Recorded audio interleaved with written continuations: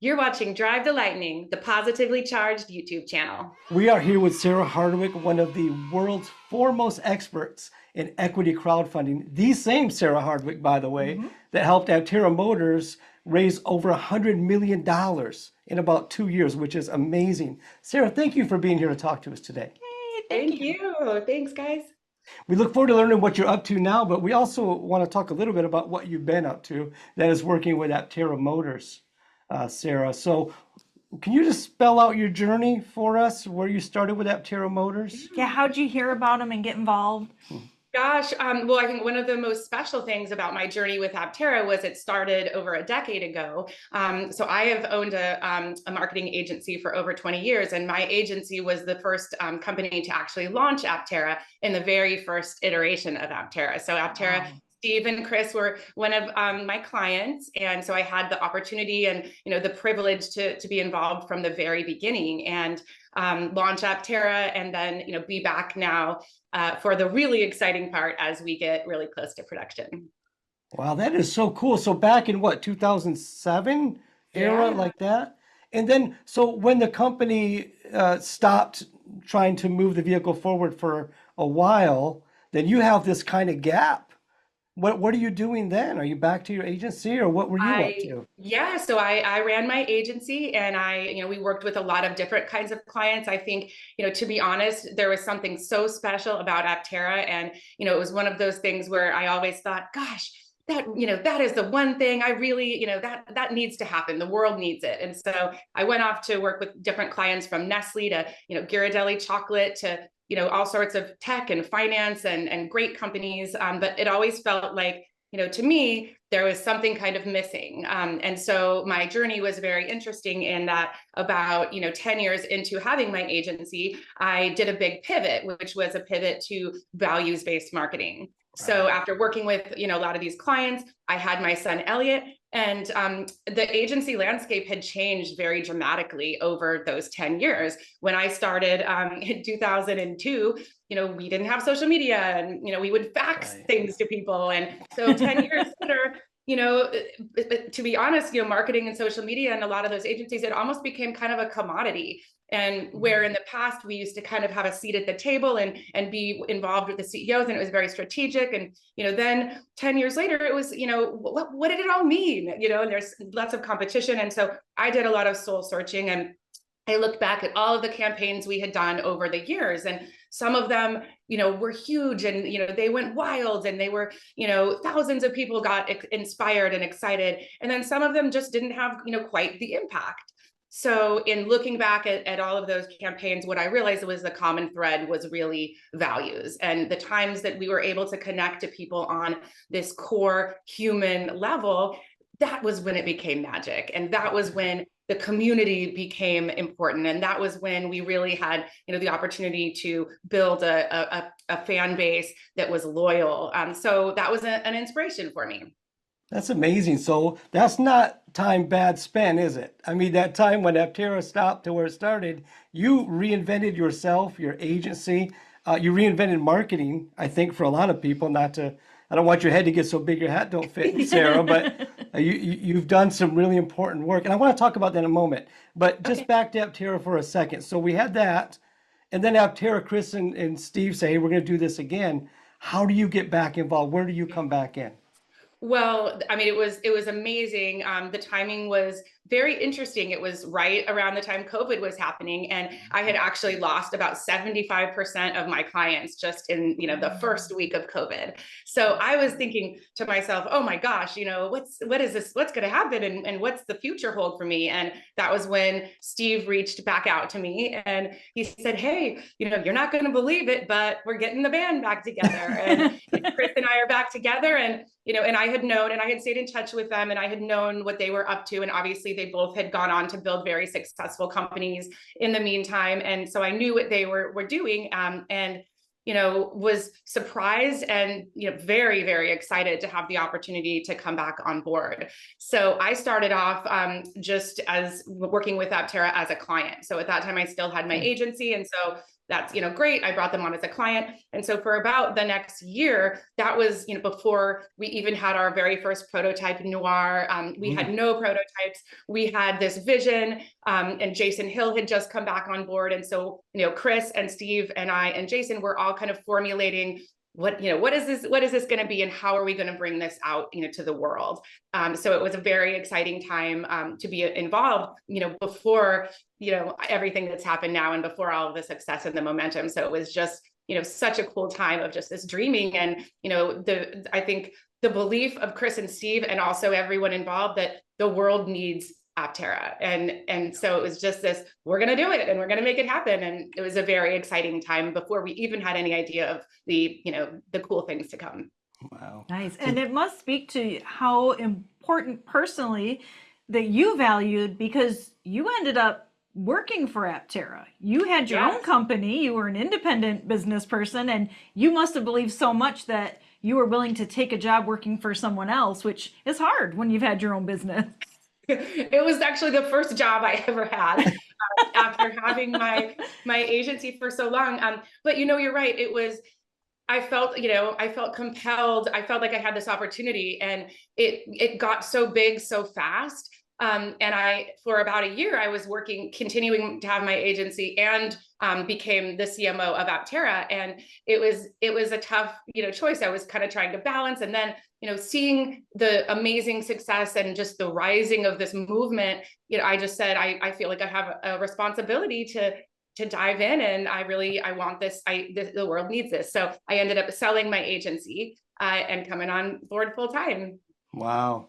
Nice. So what do you miss, Sarah? Because we know how involved you were, because we know they're missing you. Yeah, and you started the idea of having brand ambassadors, and you have some of the most passionate brand ambassadors out there. When we talk to them, it's just exciting how excited they are about what you're doing. You must miss something. I miss so much. On the positive side, I still get emails from brand ambassadors, and I do on a regular basis. And they're giving me ideas on companies that need crowdfunding, and they're saying thanks, and they're telling me how important I was in their journey. And so that makes me, I feel humbled and honored, and just to have had a part in that part. So I'm happy that I still feel like I'm a part of the movement, and I still feel so connected. And even now, the people who are commenting on my LinkedIn posts and engaging with me, a lot of them are Aptera, fans and community members. So, I miss that. I miss my amazing team. I always say to them, and I, will say it to anyone, they're absolutely the best team that I have ever worked with in my entire career. And, they're smart, and they're purpose-based, and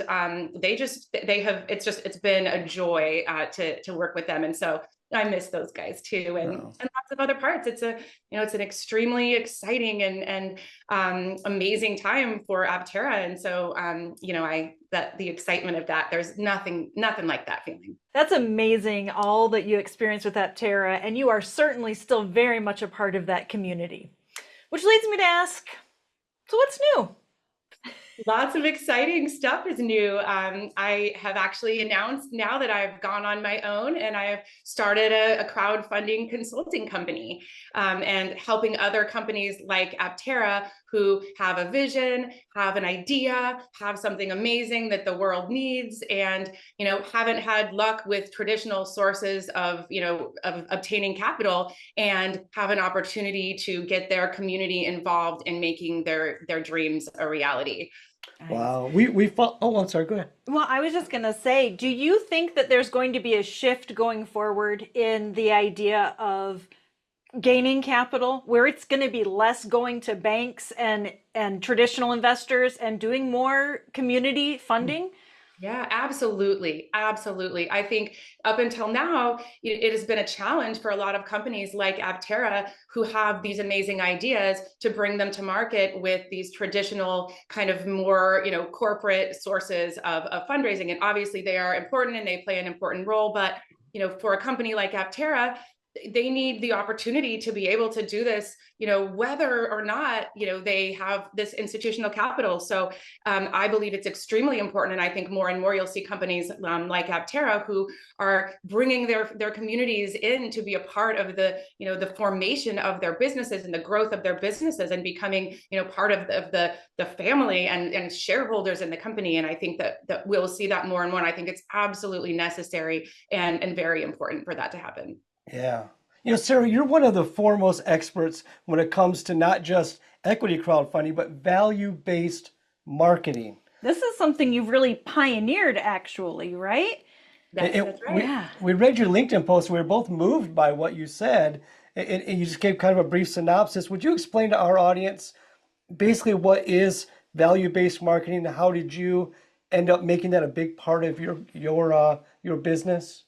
Absolutely. Yeah. And a lot of it came kind of from soul searching and looking at the past and what really resonated. And what I realized is, when I'm able to tap into what people really care about and believe in, and it goes beyond just a transactional type of experience, it goes beyond functional, and it goes into heart and soul. Those are the campaigns that, were the most successful. And so at the time I thought to myself, well, great, there's got to be a tool or a software to figure out the values of your customers, and I'll just, add that on. And as I started researching, what I uncovered was that, there has been 40 plus years of, research in the psychology fields and in academia around, values, and proving that values drive the majority of our decision making. Yet there was no way to connect those values insights to marketing in any way. And so I sought to create that bridge. And that was kind of my mission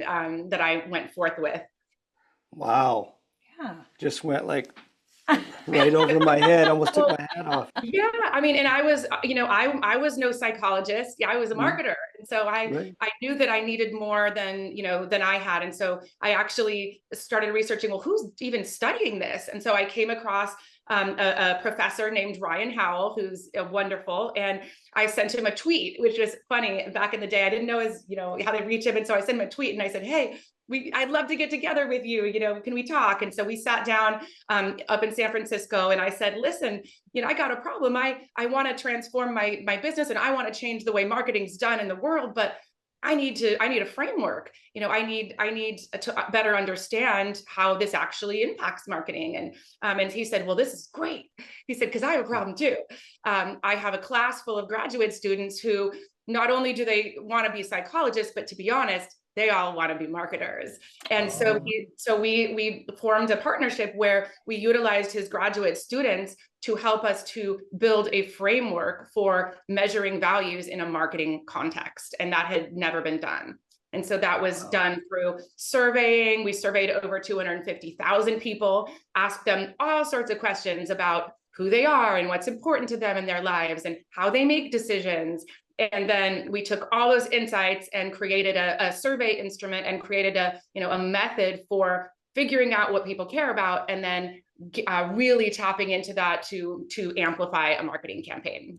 That makes sense. Wow, it does. And it's beautiful, Sarah, because her and I talked about it after reading your LinkedIn post, and we tried to look at our journey finding Aptera Motors, for example, and we realized it's not the 0 to 60, it's not the solar, it's nothing specific that draws us to the company. It's a feeling.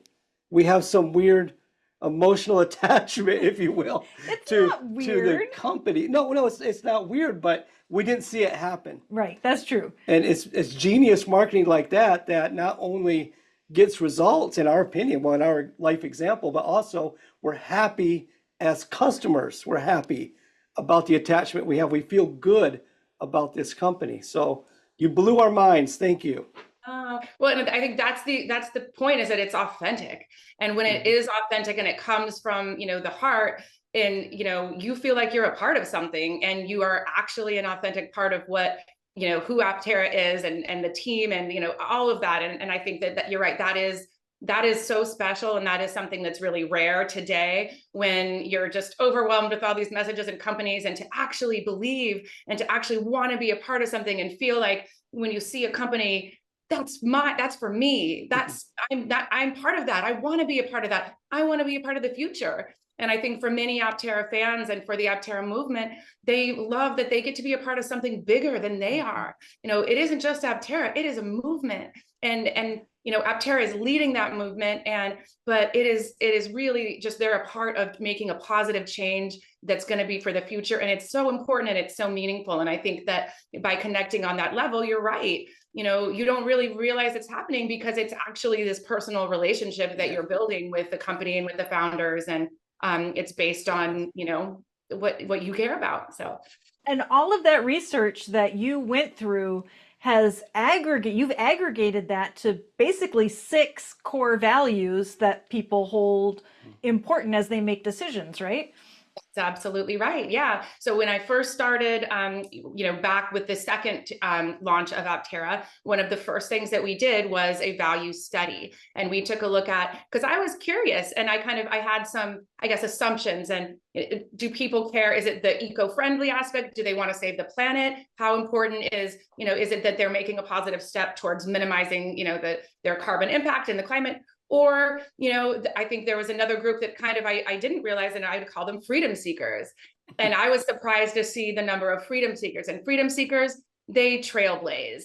They don't go, they want to disrupt a bit. They are not satisfied with the status quo. And I think there's a lot of people in Aptera's community that say, we know there's a better way. This exists, this is real, this is possible. And I think this idea of they want to be a part of making it possible and be the first to make it possible.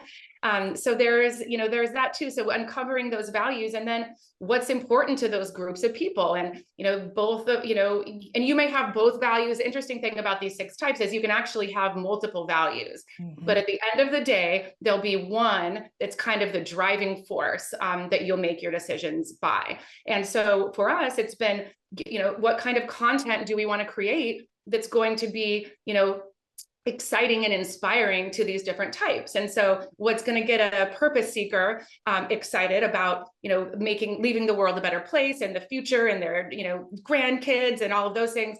And also, get a freedom seeker excited. There's different types of content. And so I think it's, the stories that we tell and the words that we use and I think the kind of, how we share about Aptera, and it's all a little bit different depending on what your values are and what's really important to you. So that certainly helped us, I think, to create that deeper bond with the community. And I think the ambassador program is a great example of that, of values-based marketing, in that we are tapping into, this is a passion that is a part of us. It's the fabric of Aptera. And so being able to, tap into that and say, great, you guys love this, we would love for you to be a part of it. And it's, many brands wouldn't be that brave, to be honest, to let their community have a voice. And I think, so I'm really proud of what we have done. And I'm really proud of, the transparency and the kind of the communication that we've been able to put forth during this time, because I think a lot of companies, it's difficult. And I think it's been part of the, the core ethos of Aptera from day one. And I think that really was a big part of the success. Yeah, no doubt about it. No doubt about it, Sarah. Yeah. So can you talk about what you're working on now? Is there any projects that you can get our audience excited about? As I was thinking about embarking, on my own new journey, the thing that has been so important to me at Aptera and why I love Aptera and why I will always be a part of the Aptera community is just this idea of making the world a better place. And it has been so fulfilling for me to be a part of the community, to get to talk to everyone and to actually feel like we are doing this and we are making a difference. And so as I thought about what kinds of companies do I want to work with, what is my focus, and I realized, really quickly, it's not going to be just any company. It's not going to be just any venture. And for me, I want to work with and kind of help to grow companies that are going to be making positive change in the world. And so that was kind of my first filter as I was getting all these emails and, oh, this one, what do you think? And so I started to just take a look at, and evaluate these possible companies based on what impact do they want to make and what are their dreams, and those ideas need to come to the world. And perhaps in a more traditional funding environment, they may never get there, but utilizing the people, building a company that's where the people in the community have a voice and have the ability to bring these to market, I think that's really important. And so companies that are changing the world is kind of the focus. One specifically that I have just started working with is called GeoShip.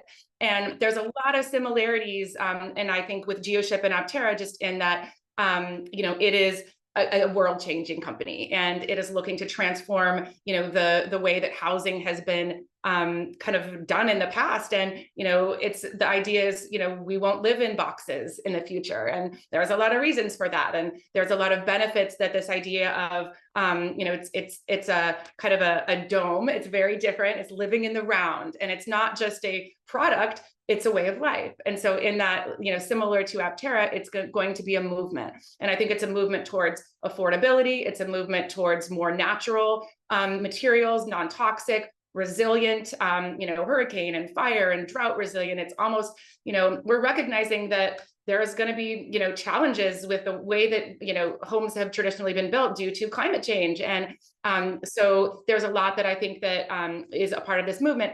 The coolest thing for me about the GeoShip movement is this community-based aspect of it, where they're really building, villages. They're building, it's an opportunity for a new way of life where you can actually have a more community-based way of living. And I think that's really kind of a cool aspect of it. And I think that piece of it where it's actually giving back, and, nature is a stakeholder, and, the community is a stakeholder. And so really looking at it in a way that it's more than, just having a profitable business, and absolutely that's important, but looking at it as, something that's really going to be bringing communities together and making a positive impact. So GeoShip is one that I'm really excited about. And I have some others that I'll be announcing soon.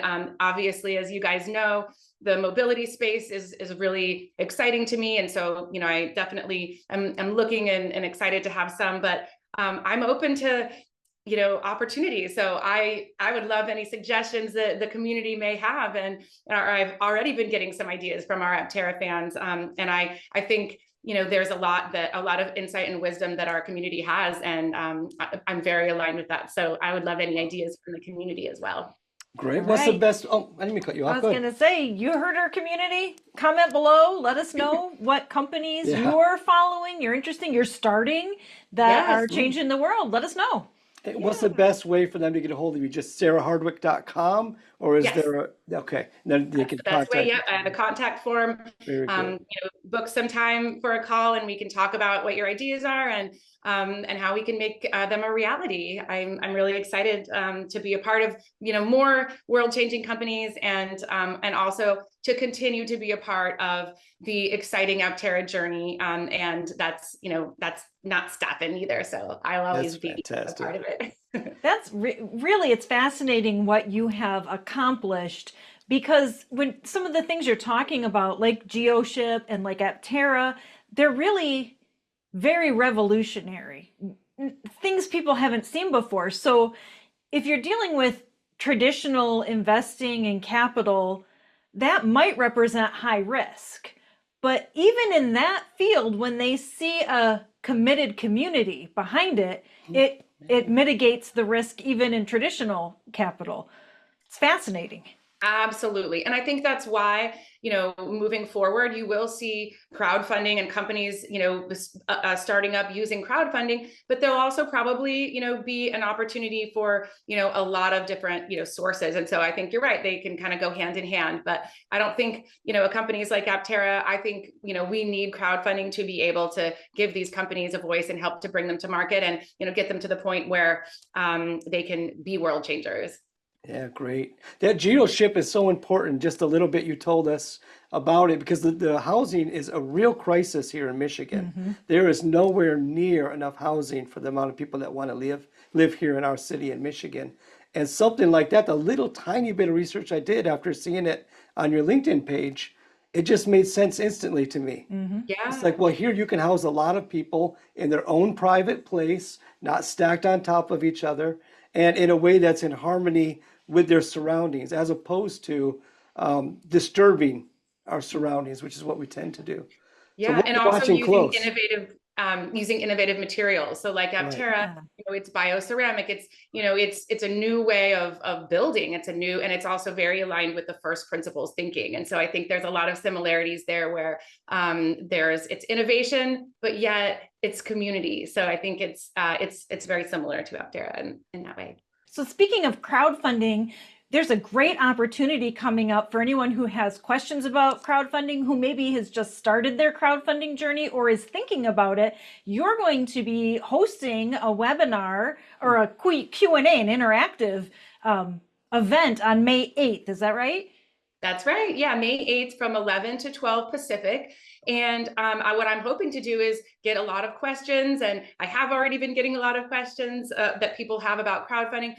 How big does my business need to be? Do I have to have a prototype? Is it just an idea? What are other funding sources that I can, non-dilutive? A lot of questions about how this all works together, who's right for it, and how to maximize your crowdfunding campaigns. And so I'll be talking about those and answering a lot of questions during the 1 hour webinar, Zoom webinar, and it's going to be a lot of fun. So I hope anyone who's interested or wants to learn more or has a company that is looking for crowdfunding and a product or a service that wants to change the world, I would encourage you to join, and I would love to have you. And it'll be great. So May 8th, Good. Mark your calendars. All right. Excellent. We'll put a link down below for anybody who's interested so that they can get more information on that and hopefully join. And just a little spoiler alert, what if there was like a small YouTube channel that was interested in growing?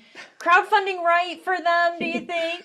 I think you have a passionate community, and the first and most important part of being successful in crowdfunding is having a passionate community. And so I think there's a lot that you have that would make your channel amazing for crowdfunding. And so, yeah, let's talk offline, Sarah. Okay. Thank you so much, Sarah. We have had so much fun talking with you, and it's been a real treat and an honor to have one of the world's foremost equity crowdfunding experts here to talk with us and our audience. Yes. Thank you for making the time. You're welcome. Thank you so much. I really appreciate it. Appreciate you guys, all that you have done to move our Aptera community forward. You've been amazing, and it's been so important. And, thanks to all our fans and everyone out there for supporting me and supporting Aptera and Aptera's journey and my journey. And it's been an honor, and I'm excited to see what's next. So cool. Well, we'll definitely be keeping close watch, and we know our audience will too, to GeoShip and whatever else you're involved with, Sarah. You're such an important part of the Aptera family. Thanks, guys. Thank you so much to the members of the channel. You keep the wheels churning on the Positively Charged YouTube channel. We would not and could not do this without you.